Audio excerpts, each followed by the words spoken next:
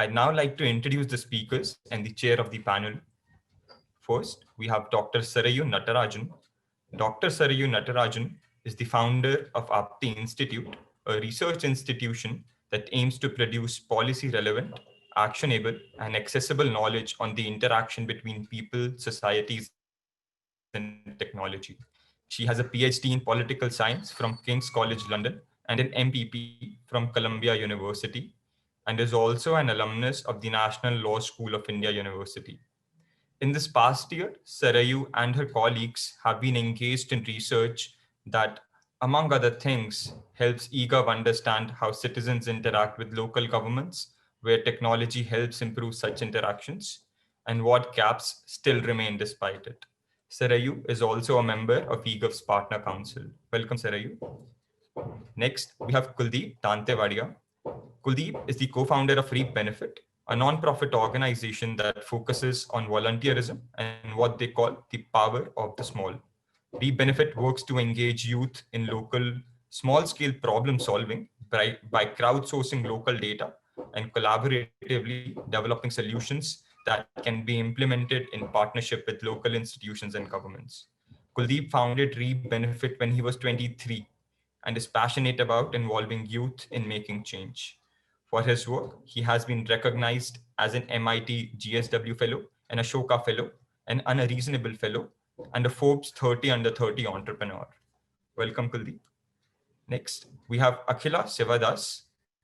Akhila Sivadas is the founding member of the Center for Advocacy and Research and currently serves as CFAR's Managing Trustee and Executive Director. A veteran social worker and activist, she has helped build CFAR into one of India's leading community-based rights organizations. Among CFA's current projects is the creation of user forums and single window counters in Pune, Jaipur, Kolkata, and Delhi. These initiatives support marginalized, poor, and underserved communities to register themselves for various social welfare missions for which they are eligible, to conduct community audits to ensure these benefits are received, and to organize initiatives to improve their communities.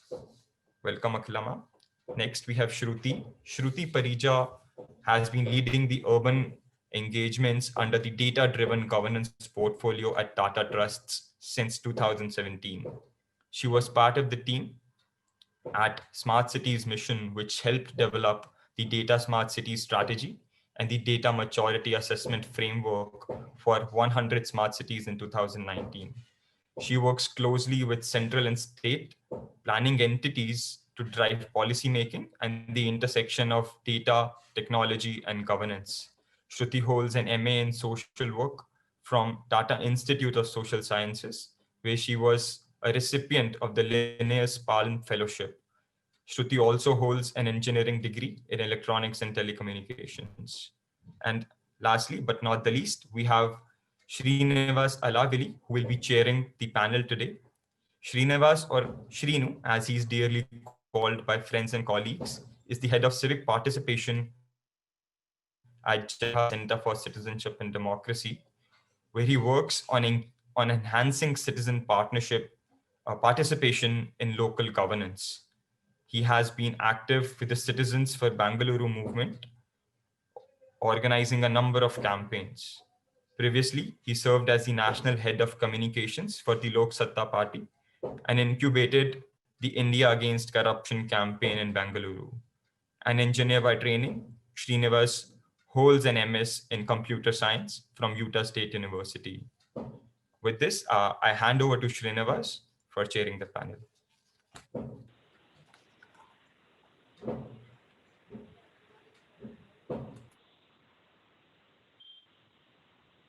Thank you, Aditya. Can you hear me? May I request all the panelists to turn on their video, please? Yes, sir.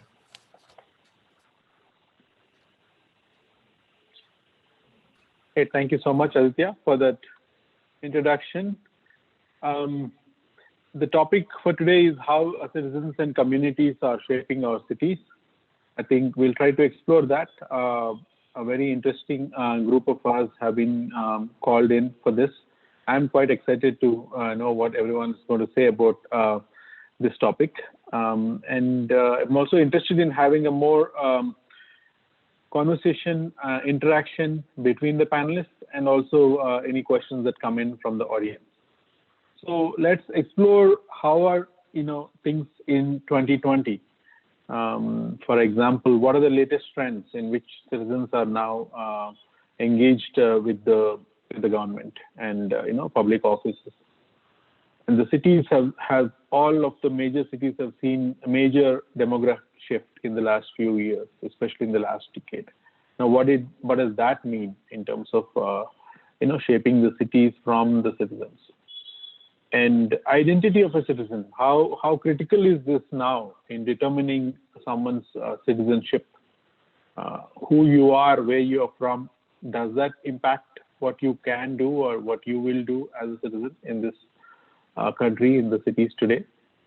And then finally, we cannot not talk about the pandemic, right? We have to discuss how the pandemic has changed the mindset of people. For example, when so many people have seen all the people that are what were referred to as migrant workers going back to their states and villages, and what kind of impact did that have on the so-called middle class and the educated upper class?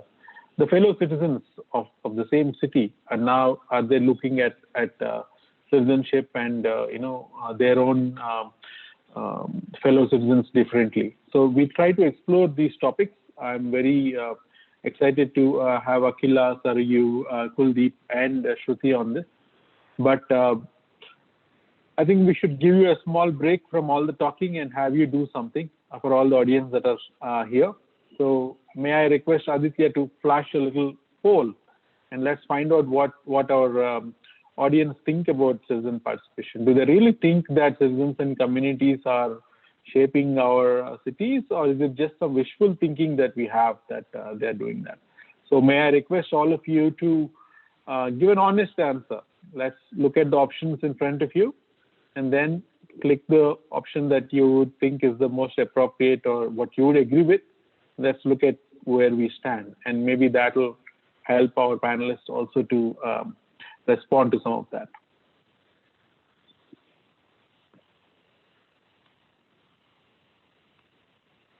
Okay, Aditya, I will wait for you to tell me when we close the poll and we had sufficient answers. Maybe you can flash the responses.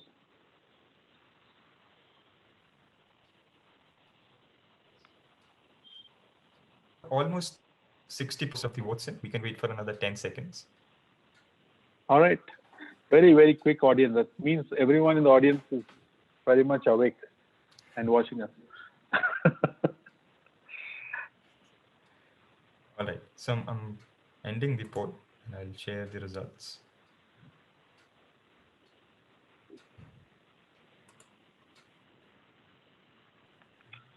Okay. Significantly, 18%. Yes, yes. Thank you. Very limited way, 56%. No, they're trying, but without results, 18%. Okay, not bad. Citizens are not interested in shaping cities. The cynical view, I would say, or maybe practical view, 6%. I don't think citizens should be shaping cities. All right. So I think we picked all the right options, guys. So we have responses on all of these. So I think the winner clearly is yes, but in a limited way. That seems to be the common understanding here. So let's see if that comes out in this conversation, right? That's what we are trying to find out from all of these wonderful folks we have here today.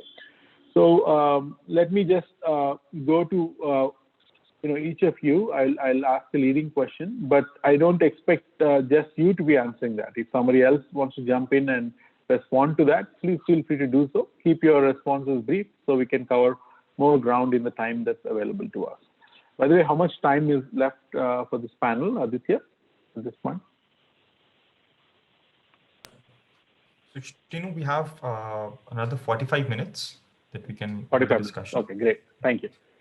Thanks. Okay, Akila, so let me come to you. You are a veteran in this. The amount of work that you have done here is phenomenal, and many of the people following this or participating in this are probably somewhat familiar with your work, and you have just gone through the entire experience of pandemic and what that means to the underprivileged sections of society. And what I'd like to hear from you is about what is the, I heard you say that it's really sensitized the middle class, the pandemic, to the urban poor, the needs of the urban poor, the plight of the urban poor. So my question to you is that going to last? Is that something that has come and gone or going? Or will it actually be around in a way that it actually has long-term implications? Will that mean that, say, the middle class and the urban poor will now somehow find ways to join together and then shape the city with common interests in mind? Do you think that kind of thing is now going to happen as a result of the learnings of the pandemic? So I'd like to first preface it, Srini. All the points that have been made in the last three presentations by Viraj, Hiren, and Rohini, all of them hold true in many ways. Things are happening. Things are likely to happen.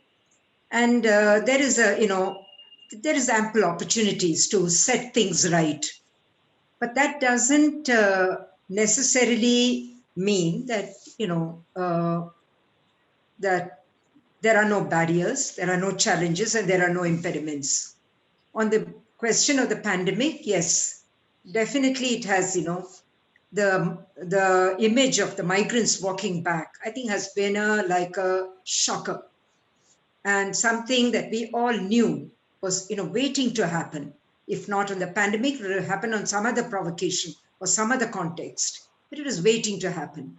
Cities had become and continue to become. There is a sort of an element of, what you call dehumanization. You can, when you go into some of the, interiors of the metropolis, you go into Manishwar, which is the neighboring sort of, thing of Delhi, the whole working class, hub there, you will see the kind of condition. We saw a bit of it during the Maruti strike. A lot of stuff came out, and it was very clear, the writing on the wall was very clear that, the workers were extremely alienated, highly stressed, complete lack of, any kind of, social security, any kind of support, alone, struggling. So this is not a saga that began with the pandemic. It was there. It just exploded or imploded, however you put it.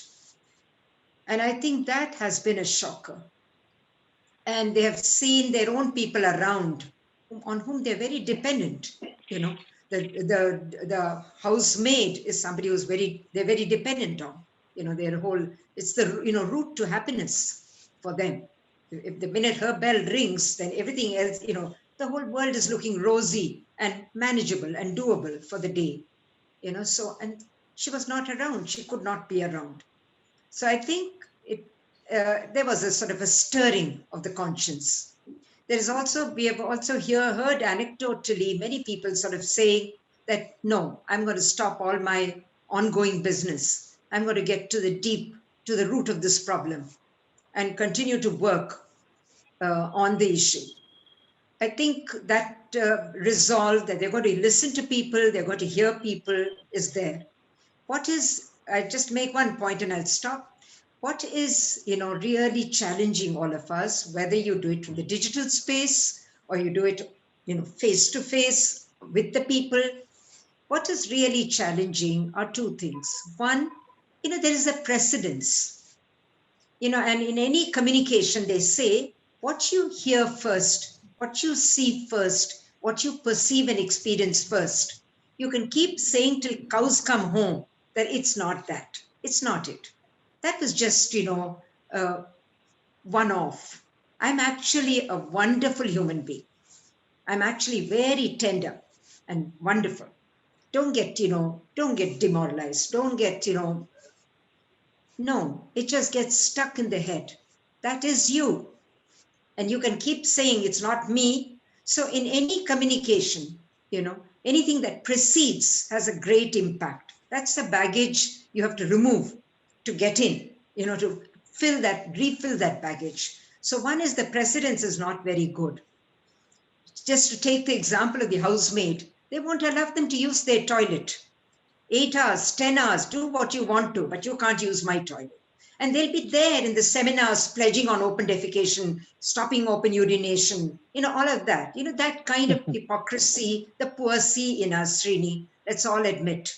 So that's the very simple baggage, but it leaves a lot of, they're not capable of rancor. They don't have rancor. The poor don't have rancor. They are emotionally very mature, but there is a sense of hurt, which is equally bad.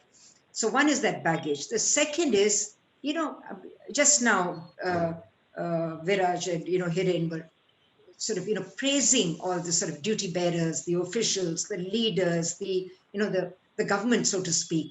No doubt. There are wonderful champions there. There are great people there. They'll tell you in private how, powerless they are. We went once to the Prime Minister, Manmohan Singh, and he said, I'm sorry, I can't do anything very much about this. You'll have to take it to the streets to get it resolved. So systems are in their own way trapped and powerless. They've got caught into a little maze themselves, and they don't know how to get out of that maze. So it's not about intentions, very good, some amount of sensitivity growing, some amount of, reaching out happening, some amount of transformation actually getting ignited. All of that is happening. And yet there are millions of people who are left out of, the most basic, and leading a life of extreme indignity, and more so during the pandemic. It will take more than just tut-tutting, just, expressing empathy. We'll have to do something much more, hands-on to, demonstrate that we are changing, and the city dynamics is like a circuit. You trip any part of the circuit and everything will collapse. It will be a, outage. Okay. So let's realize that. Yes, we are still work in progress while we make a lot of progress in many aspects. Sarayu, I want you to jump into this since you worked on the last mile. Is this what you're also seeing? There is a increased sensitivity, and therefore can we expect to see some, real lasting partnership between the, so-called middle class, and I'm using these words loosely, and apologies if somebody don't agree with them, but poor, right? Do you see that the COVID-induced, it's probably awakened the guilt that most of us carry around the urban poor even before COVID, but it has really surfaced it, and now you are sensitized. So do you see that having any practical impact on how these communities are now going to perhaps partner in demanding better services from the urban governments or government in general? Is that something that you see? Right. I think it's hard to say, that there's a sudden shift in the trajectory, but as Akhila alluded to it, and I think all of the other speakers, even over the course of the last two presentations over the last 2 days, have sort of brought up, what this has done is highlight the interdependency of different kinds of communities in an urban area. So to think that now you can live an isolated existence in an urban space is something that's not possible. So in a strange, almost paradoxical way, what the pandemic has done is brought to the forefront how much interdependencies there are within the urban space. So that's the first part. But on this question of, is it likely to change shape or is it likely to be more or less? I think that to my mind is a fairly complicated question, and therefore the answer also probably will be, it's not that there hasn't been citizen activism in the past, right? It's not that communities, whether the urban poor or anybody else, has not accessed channels and means available, to make claims of the state in the way that they choose. So it's not like it hasn't happened. And there's a rich sort of, from the academic perspective, a rich writing, rich literature that talks about this politics between elections. So it's not like the elections are the only way. But having said that, what has happened now and what the pandemic has made even more apparent is this availability of technology. right? But the assumption that we always make, and technology has made it very easy. I think somebody said distributed the capacity to solve, even at the citizen level, not just at the ecosystem level. There is much more of a capacity to take ownership of problems and then solve it at a community level and at a much broader level as well. But what has happened is that we've assumed that the costs for participation and the fears around participation have entirely disappeared, right? And which is not the case. What has happened is that quite likely, and this is some of what our research is showing as well, is that the opportunity costs of going out and taking an action have been replaced by the kind of difficulty in understanding or making sense of technology. There's a certain lack of visibility. There's a lack of community feeling. There's also the fear that there's a hyper visibility to the state, which might not always be advantageous. So overcoming these costs, and for social organizations, and I think there was a question in the chat as well that alluded to this, for social organizations to work more closely together to build these capacities, and I use capacities loosely, but to build these capacities around working with technology in being more active citizens, I think that's the need of the hour. And that's the trajectory which we should not just, it's not a question of foreseeing it, but it's a question that we should, as community organizations, as people working in this space, work actively towards building. And I'll pause there. Something you said there about politics between elections, right? This is something that I would like to double click on if you are willing to explore that. So is it true that people are now, and especially people in the urban areas are now, willing to engage in between elections as opposed to, once every 5 years, which itself is highly questionable because the voting percentage in urban elections is quite low, even compared to the parliament and assembly elections, which may indicate a low level of interest in what the third tier of government, the local government does, or a complete lack of, interest in understanding the third tier, or, not caring enough about outcomes that might come out of the local government. So why do I waste my time? That's one theory. And another theory, which I must point out, is also the obvious flaws in the voter list that create an inflated voter list. So the percentage of actual votes might be actually more than what is reported by the election commission and so on. Keeping that as a disclaimer, do you see a trend of people,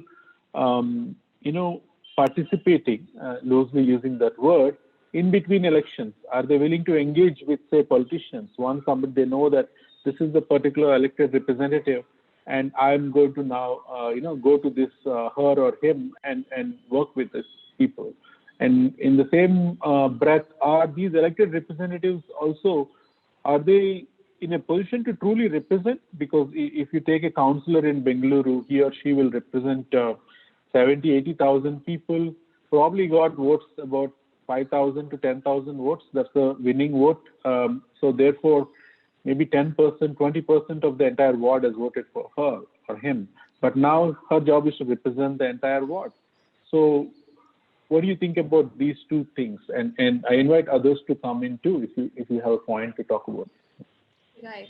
I would love to hear everybody's views on this, and therefore I'll keep my answers brief. On the second question on this representativeness, you highlight a very complex problem in political science more broadly. Even if you think about the national government, and this has been a trend that we've been observing, the governing party often gets way less than the majority. So even now, I think it's about 30% at the central level, and it's similar across states, with the exception, with a few exceptions here and there when there's a landslide victory. So it's a complicated problem in politics, but the idea is that whoever is elected will fairly take up the cause and the voices of whoever they represent. But the reality is more complex than that, because there's vote banks that you need to cater to. There is the need for patronage and building sort of relationships with those that will continue to vote for you, and you sort of get into this reward sort of punishment system, which it's fairly complicated. So I mean there's that, but it's a deep problem. I don't know the answer to this. On the other, on the politics between election, it's hard to say that there's more willingness or more more willingness to participate. There's definitely more awareness, and part of this has been the significant efforts of organizations, including like Janagraha, that have worked at the civic level in bringing about awareness on who the elected leadership is, on the local committees. Even the structure of urban governance is such a mystery to many, that that work has been done. The other is also there are many more channels available now. So you can go out and, in addition to the traditional repertoires of the traditional channels by which you could access the government, you also have many more available. You can talk on social media, you can write letters with much more ease. So the barriers to participation in some way have been further reduced. The ways in which, and again, this goes back to what I said earlier, the ways in which this is fruitfully used to drive change at the urban level, that's something that many actors, Samaaj, Sarkar, Bazaar, need to come together to do more meaningfully. Thanks, Sarayu. Okay, let's now go East Coast. I think, Shruti, you're joining us from Cuttack. Am I right? In Odisha? Yes, Srinivas. Hi. I was just there 2 days ago. Beautiful city, beautiful place. And, Shruti, I want you to tell us a bit about your work in terms of, enabling citizens using digital mediums and platforms that we have. So you can connect to the cities, better, without the barriers that Sarayu was talking about. Right. What are these platforms doing? What are the kind of things that you've been doing? And, and how big is the exclusion problem, right? Any time you bring up digital, the second word has to be exclusion, right? Obviously, it has to be something that we should understand.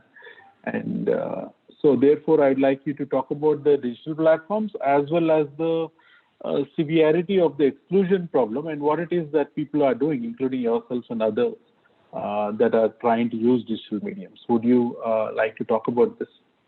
Sure. Thank you, Srinivas. I think I completely echo Sarayu's sentiments when she talks about the whole issue of exclusion with respect to digital platforms. We really saw this problem get amplified during the pandemic situation. As a citizen, as a migrant laborer, as one who's not really exposed to anything remotely digital, one is expected to apply for inter-district, interstate travel passes on technical portals, apply for employment in case of job losses on such portals, even let the city government know that, say you have COVID symptoms or have been tested positive and are in need of medical attention, you have to visit such portal.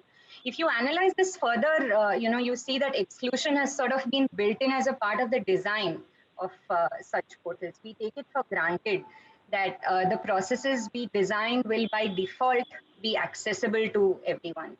In my opinion, if at the design stage, you are able to really factor in engagement and participation of communities, regardless of income levels, regardless of digital literacy, or for that matter, access, perhaps even explore certain, blended or phygital mediums for engaging with citizens, we'll do a far better job of ensuring that the policy making that we do reaches a much more inclusive base of people.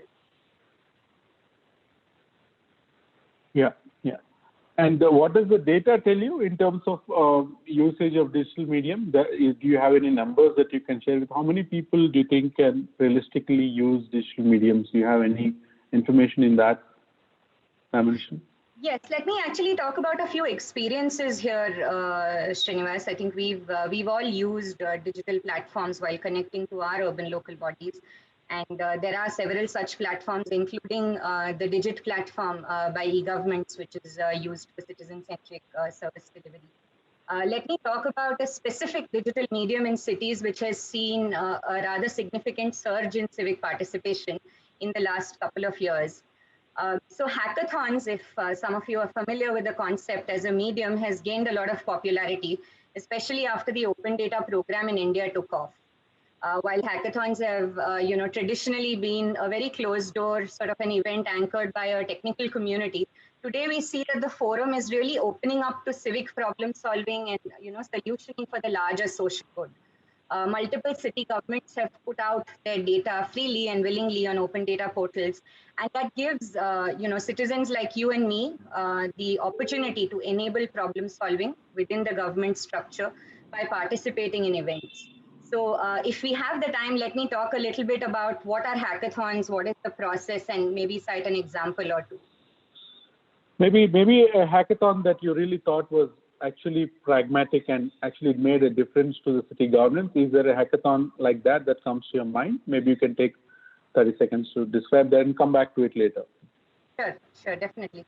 So let me talk about a specific hackathon that as a part of Tata Trusts we did with Pune Municipal Corporation. So the education department of Pune, they made available open data sets for about 1,200 plus schools on the open data portal.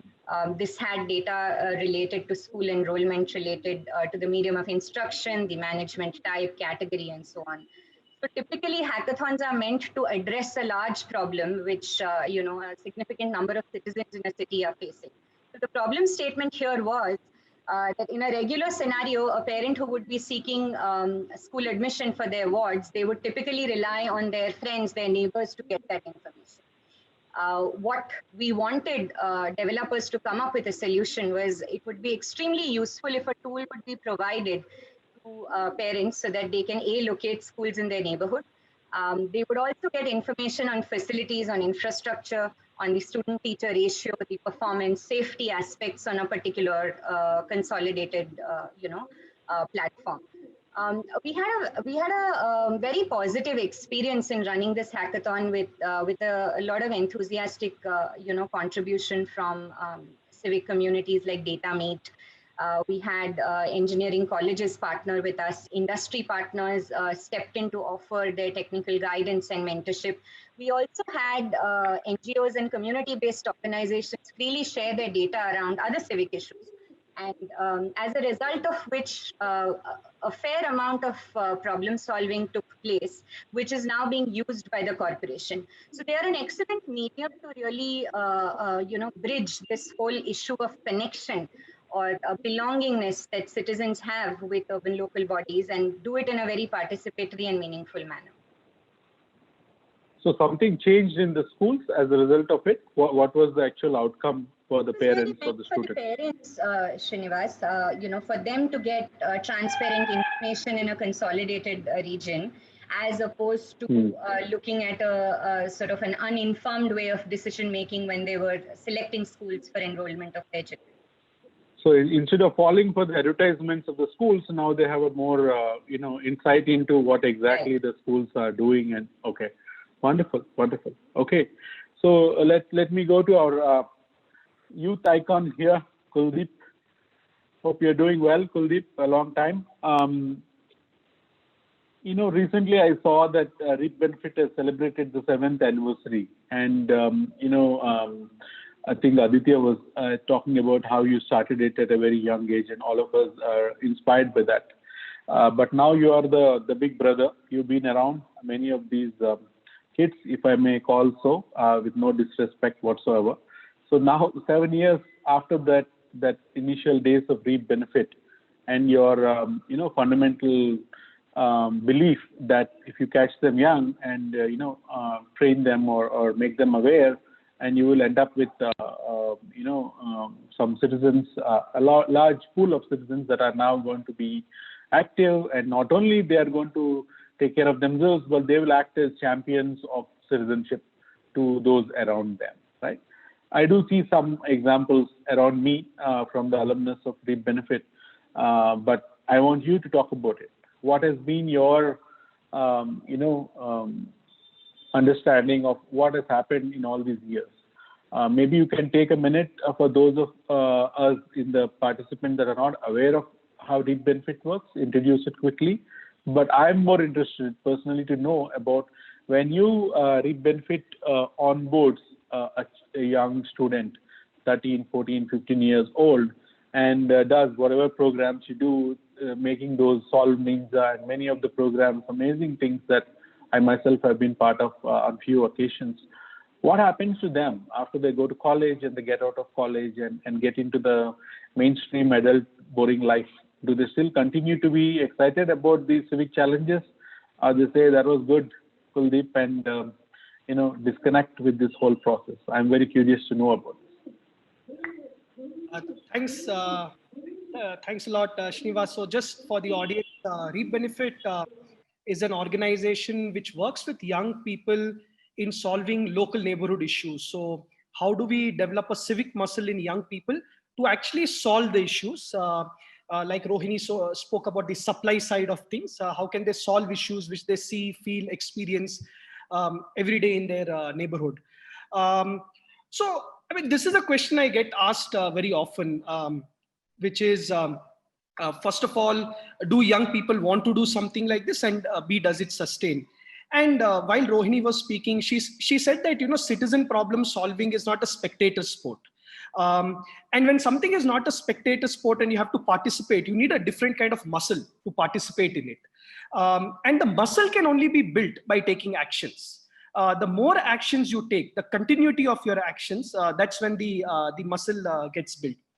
And Srinivas, what our learning has been is that if you look at young people from a tokenistic point of view, as consumers of information, as a large block which has to be made aware of things, I think there is enough research in the world which says that that does not have significant impact. We know climate change is real, but our actions don't demonstrate that.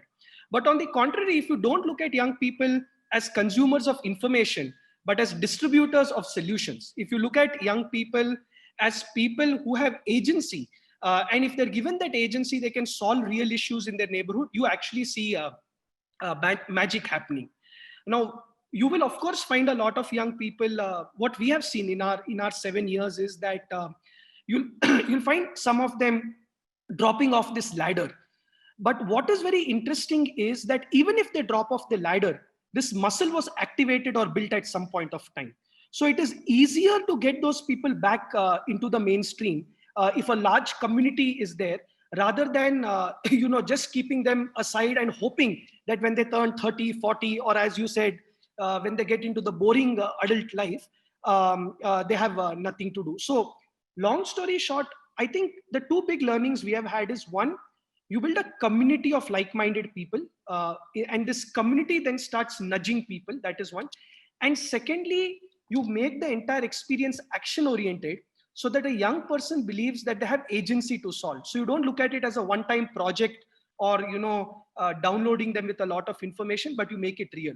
And now we are seeing network effects happen, Srinivas. So we have young people in Bangalore inspiring and working with young people in Punjab, Mussoorie, Odisha, Bihar. And that's happening because the community is there. So that's been our learning. Srinivas, you're on mute.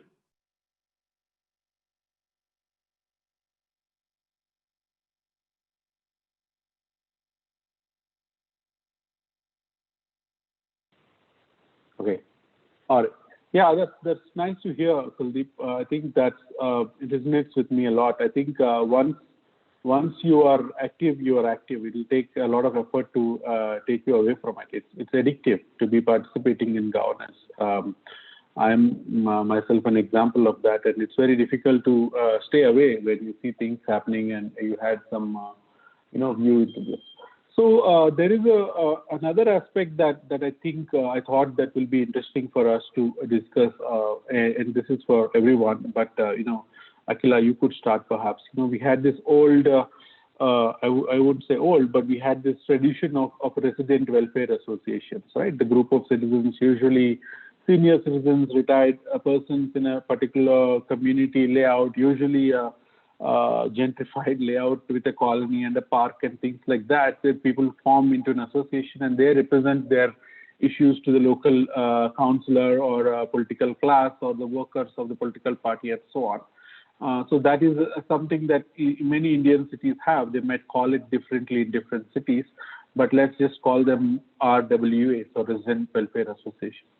But having been part of many citizen movements in Bengaluru myself, like the steel flyover or Chikubuku Beku, which is a suburban train, and the bus buggy and various others, and ward committees, as we went forward in that particular tone of doing activism or organizing and mobilizing, I noticed that there is more and more. Whitefield Rising, for example, is almost 9-10 years old.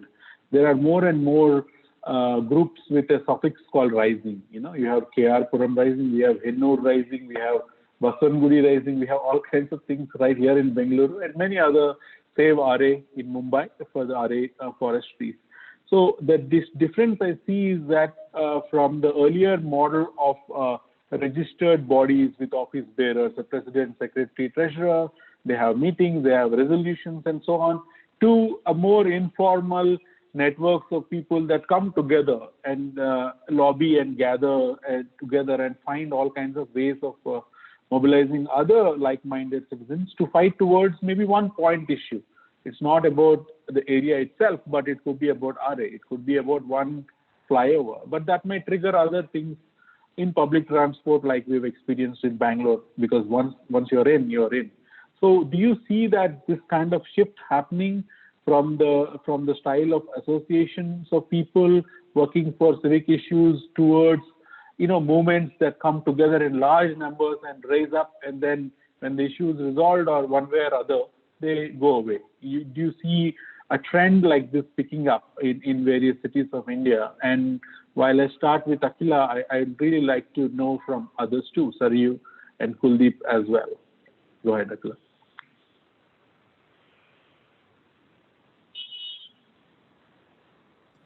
Akhila, you're on mute. Yeah, I'm not. Okay. Yes, no, I agree with you. We saw a lot of it in the last few years, much more crystallized, and on everything from a lake to a flyover to, you know, different issues. Animal rights activists are very, very powerful in many contexts. They pick up issues and they have their own forms of protest and own forms of, you know, mobilizing.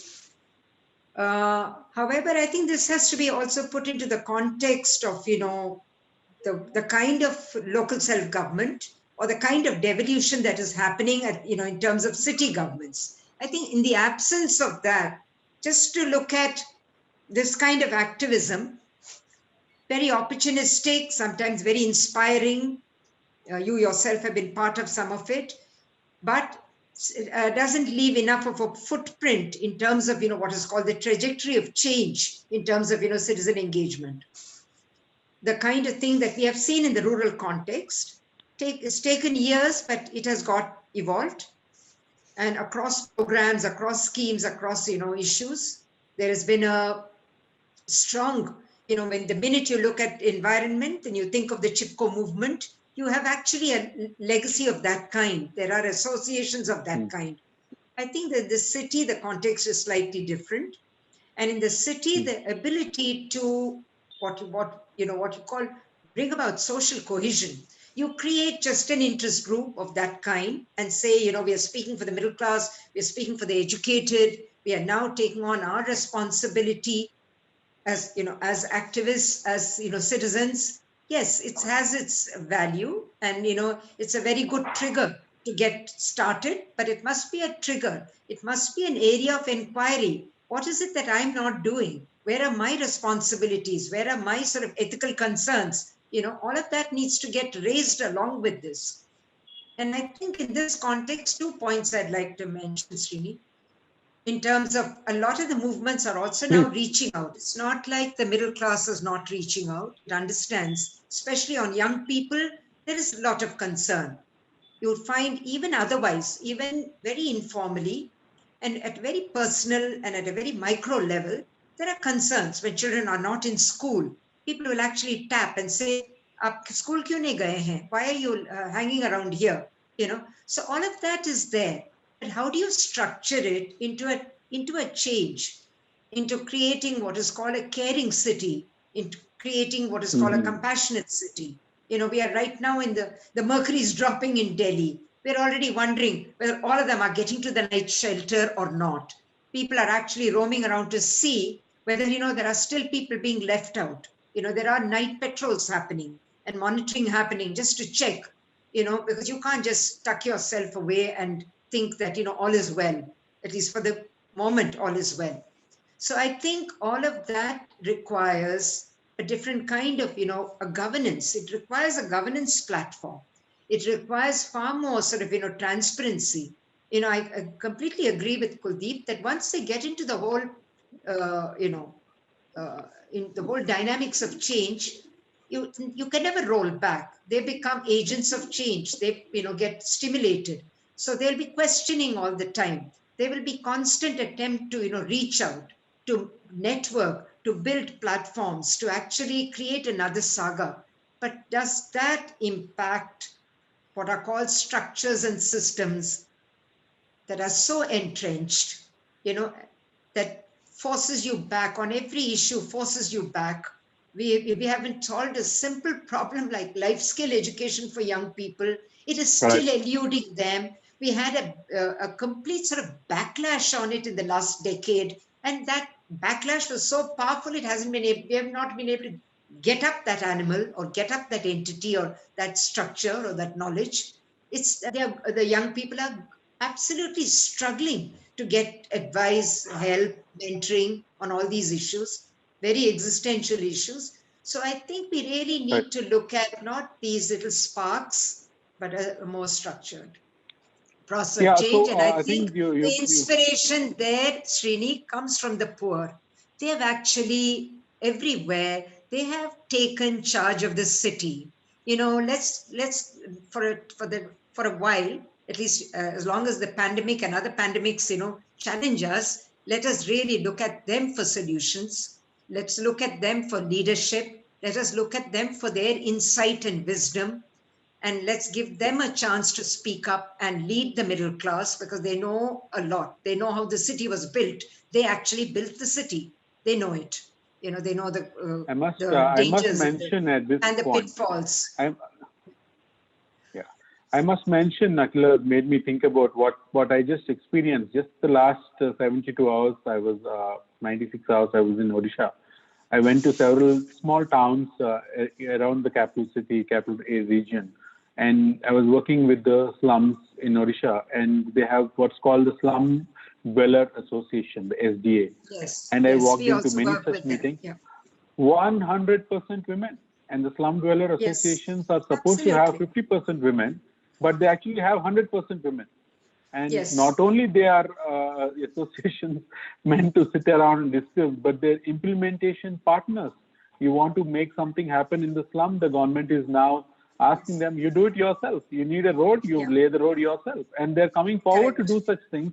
And when I was in Bangalore and listening into all these things and meetings and slideware and all that, I had my own skepticism, and I was thinking, does this really work? But now I am a reformed person. I just came back, and then now I have seen this in action.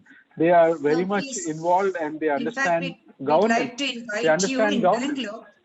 We'd like to invite you in Bangalore, where you'll see 6 primary health centers entirely run by communities. And these cater to a lakh population each PHC. So all of this is happening. It's just not getting structured into the formal governance of the city.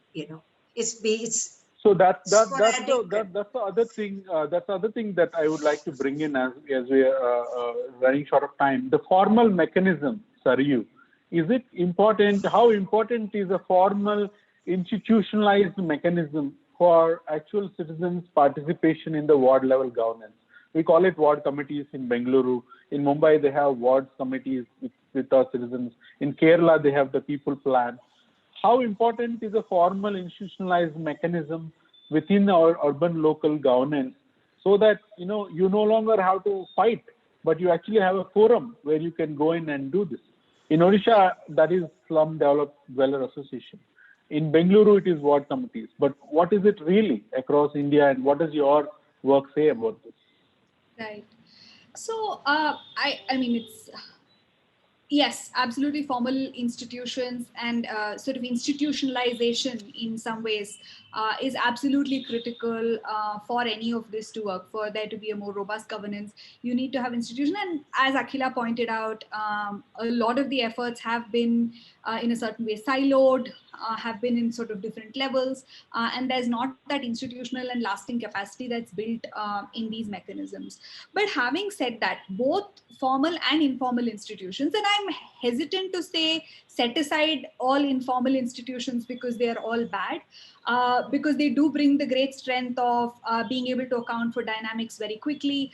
Formal institutions, as systems and processes get more entrenched, may end up coding or encoding exclusionary practices. So one has to be careful in thinking through this and not being from the frame that all informal mechanisms and all informal engagement must be excluded, because in a certain way that goes to the domain of eroding politics from this interaction in governance entirely. So I would be wary of that, and also paying attention to the political economy. So thinking about, for example, is there capture of certain, there's a whole lot of writing about, the RWAs being elite institutions in certain contexts, right? And that's a problem. And while RWAs are a great mechanism to formalize potentially, being careful about representativeness, being careful about, having this space to renegotiate these structures as you go along, and accommodate changing needs, that's very critical too. So I think, paying it, and similarly, informal institutions do come with their own baggage as well. Not to go into that at this moment, but being aware of that, like the competing sort of problems with different kinds of approaches is very critical right up front. Kuldeep, would you like to add anything to this conversation? Not much, Srinivas. I think I agree with what Akhila said, that these are good sparks to have. But I think the real spark which can catch fire and really bring disruptive change is when we involve people from underserved communities. I think most of these movements which we look at in cities have a certain strata coming. And I can just share our own experience. 60% of the audience we work are young people from underserved communities. And the rate of change and the rate of resilience, or the civic muscle we talk, there is way higher. These young people are actually talking about contesting for corporator elections and councillor elections and getting their hands dirty. Whereas when you talk about the served community, they can give you a long lecture on why politics is dirty and what they can do from the fence, and be a spectator.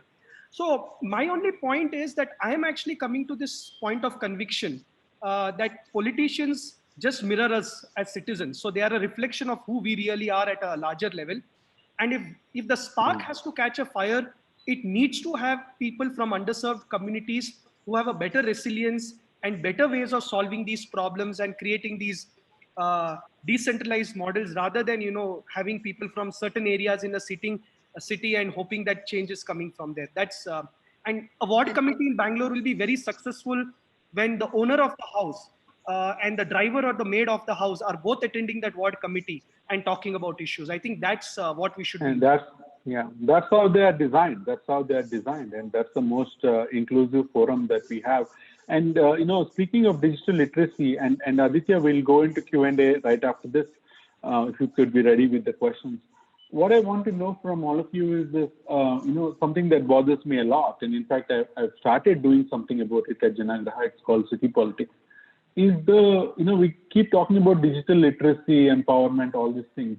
But where I come from, I think there is a problem with political literacy. Many of the citizens, however educated or high-paid salaries or otherwise, considered to be, waxing eloquent about rights of citizens and in collectivism, as Rohini referred to in her keynote address, are simply unaware of the role of an MP, role of an MLA, a corporator. Who is my corporator? What scope of work does the corporator have? Where does my water come from? And why is it that the agency that supplies water does not have an elected representative, whereas the garbage is managed by an elected representative? In Bengaluru, we recently have a phenomena of now they want to start a new corporation for garbage management, while many of us have been fighting for merging these corporations and bringing them under the BBMP. But there are certain sections, other sections of people that think that.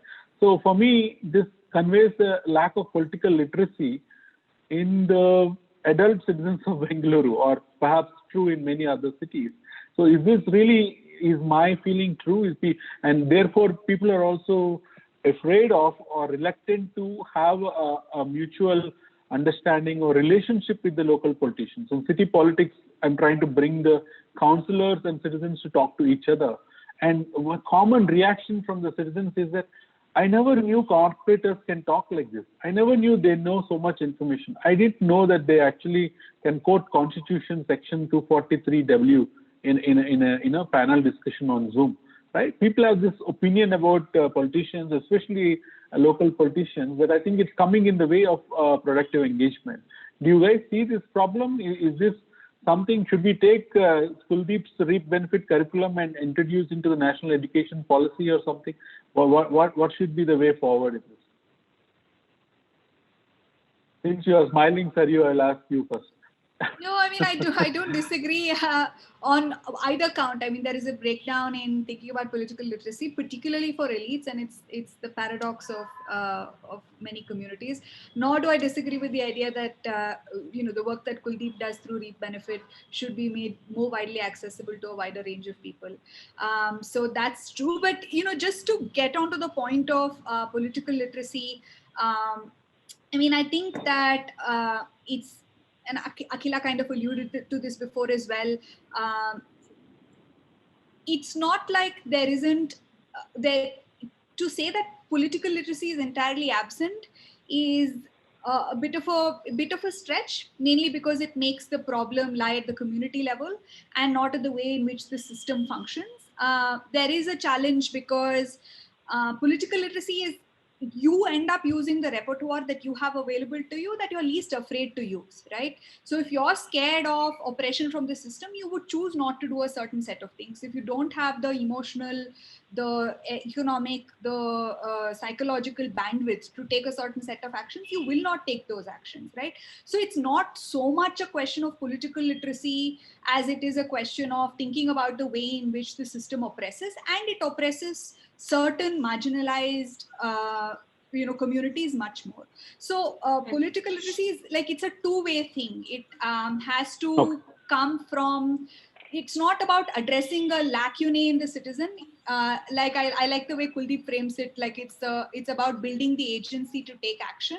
And that's really where, social organizations need to come together with technology, because technology can do a whole lot to unlock that agency, right? But having said that, how do you really do it at an institution, in an institutionalized way, at scale, for a large number of people, is what you need to be talking about.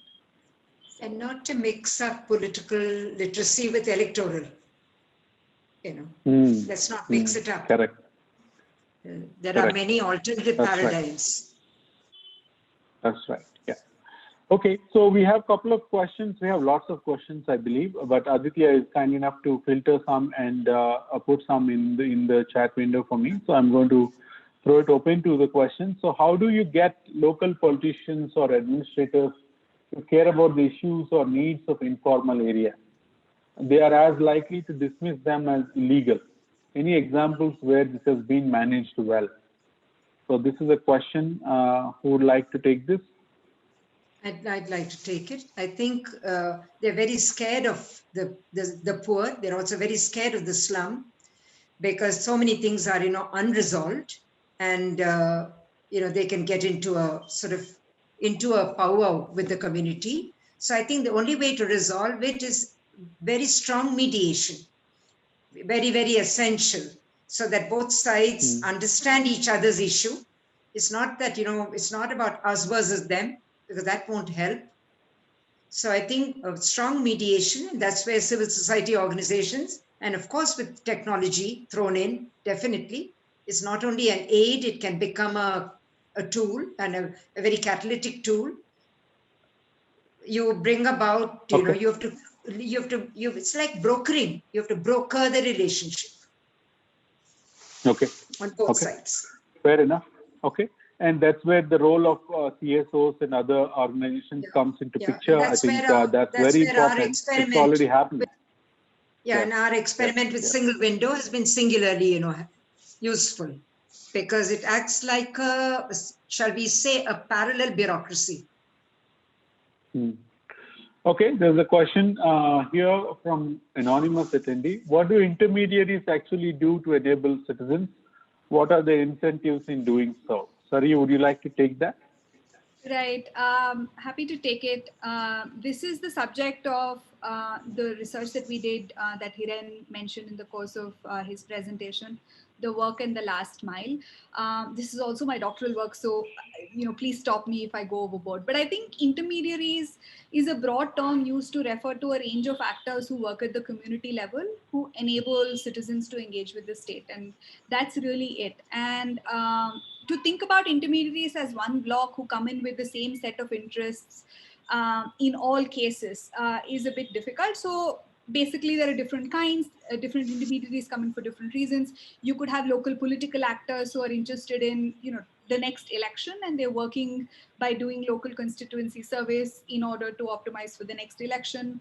There could be civil society organizations in certain areas that are working on an agenda, but end up very often, we've learned, playing a wider role than actually the focus area that they are supposed to work on. So if an organization is doing health, community health, the organization very often ends up doing a whole range of other things as well at the community level, just because there's an absence of anybody else. So intermediary is just anybody who helps citizens reach the state, live better lives, get access to more in that sense. And the incentives are also therefore very varying and very complicated, and not all universally good or bad. So okay. I'll stop there. Great, thank you. Thank you. Divya Nag is asking, and I think Gautam, you should take this. Divya is saying that Divya is appreciating what Rohini said about all of us being a citizen first. However, in the recent years, citizen engagement seems to have reduced in many contexts and due to several reasons. In your view, what are the three key ways that CSOs can reactivate civic engagement around issues of transparency, accountability? Using digital platforms is one way, of course, but what about others? Gautam? So Srini, I'm going to defer this question to the panel. I think there are far more experienced and competent people on the panel, and I'd love to hear what they have to say. Can we redirect this to Shruti, actually? We feel like Tata Trust has worked with a number of different groups, and so we'd love to hear from Shruti as well. Thanks, Amir. Yes, so actually we spoke about the role of digital platforms in reactivating civic engagement. I think one of the points that I was thinking through when we were talking about, when all the panelists were referring to the discussion around lower civic participation in the urban domains, I realized that the whole aspect of decentralization, since it's been so high on the rural governance side, we see a lot more participation, not only from citizens, but also from civil society organizations. Whereas on the urban side, because the whole devolution and decentralization conversation has taken a backseat despite so many initiatives and programmatic interventions by CSOs, we see that citizens' participation is fairly low. So I'd like to leave you with that thought that perhaps one could think about decentralization in a better way.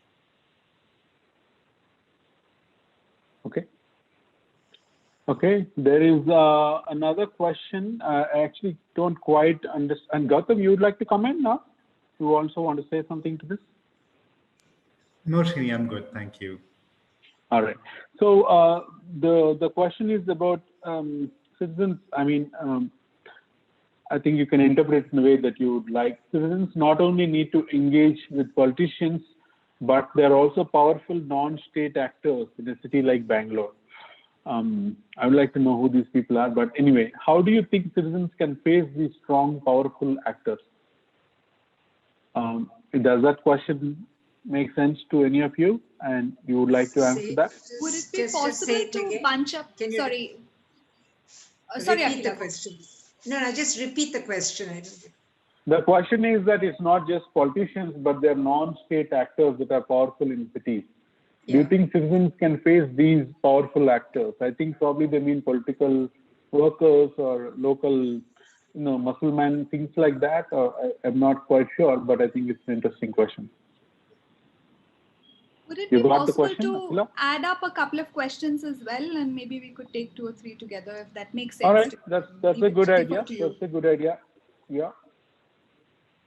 Okay, so is it not, the next question is probably Kuldeep's question for Kuldeep. Is it not high time for urban governments to start thinking about environment issues that pose a big threat to the upcoming generations? Are there any groups that are already working on these? This is the other question. Yeah, Let me try to find one more. Okay, you want to go ahead and answer? Please go ahead. Yeah, I think it's a no-brainer, and I am increasingly beginning to understand that they're linked. Civic issues and environment issues to a great extent. Is solid waste an environment issue or a civic issue? Air quality. I think the conversation is going up. The pressure is much more. I think a lot of people don't discuss, but according to me, the biggest environment/civic issue which we will face in a decade or so will be urban flooding. We are already listening and talking about that. So I think, should we focus on that? I mean to say, it's a no-brainer. Yes, we have to focus on that. The question is, how do we bring it on their agenda? And how do we smartly bring it on their agenda? And very quickly, Shni, to Dianak's question, how do we reactivate citizen engagement?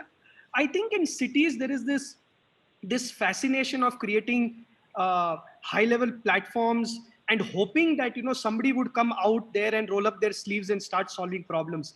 I think as civil society organizations, we should start becoming a participating member in the platform rather than the platform itself, because action has a multiplier effect, or else we'll again start creating elite structure wherein people will tell others what has to be done, but nobody is actually going out and doing anything. So the simple way to reactivate, like when you play any sport, is you start playing the sport with the audience you're working with, and hopefully after a point it starts creating network effects. Yeah, if I also may add my own personal experience with that, I don't think you can reactivate or activate civic engagement. I just don't see that paradigm. I mean, people can build platforms and they can do grievance redressals and so many things. Janagraha itself does a lot of civic tech, and so does EGAV and many other wonderful players that are really changing the way governance is done in India.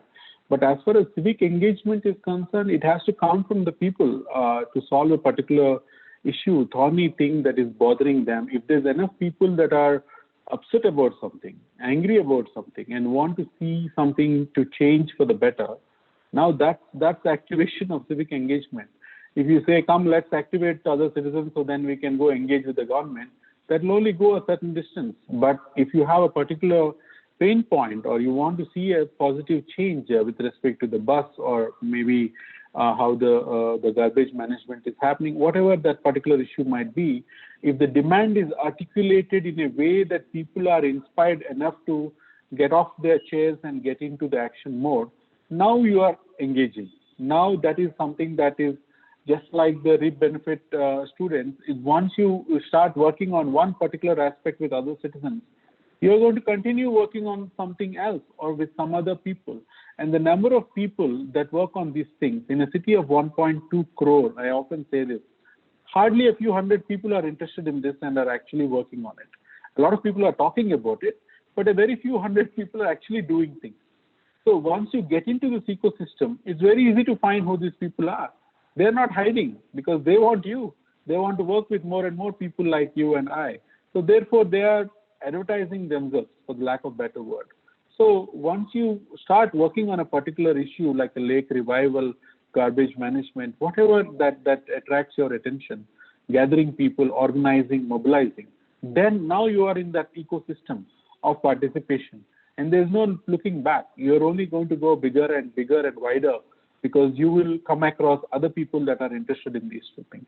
So I think that's how I would suggest that anyone who is looking to create citizen participation is, don't look for citizens, look for action, action points, the pain point. Now citizens will come, because if you are pained by it, you can be sure that at least 10 others are pained by it. Now it's your challenge to convince them to work with you and you to work with them to make something happen in that. So if you take this route, in a very short time, you will multiply the number of people that are working on this thing. So that has been my experience in the last 4 years. I think we are overshooting the time. Was there any question that wasn't been answered?